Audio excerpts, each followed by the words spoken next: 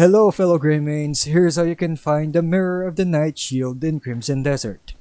By default, this shield's not too overpowered, but it is pretty handy as an early game find. It provides Cliff with 4 points of defense and a level 2 movement speed buff. Finding this shield's pretty easy.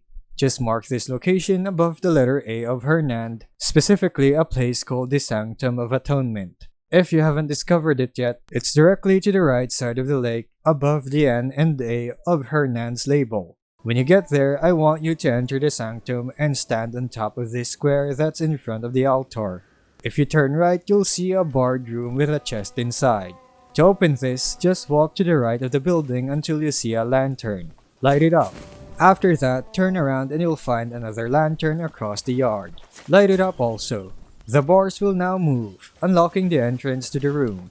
Get inside and loot the chest along with some extras. And congratulations, you just got yourself a new shield. And that's about it. If you found this video helpful, don't forget to like and subscribe for more Crimson Desert guides. Thanks for tuning in and I'll see you in the next video.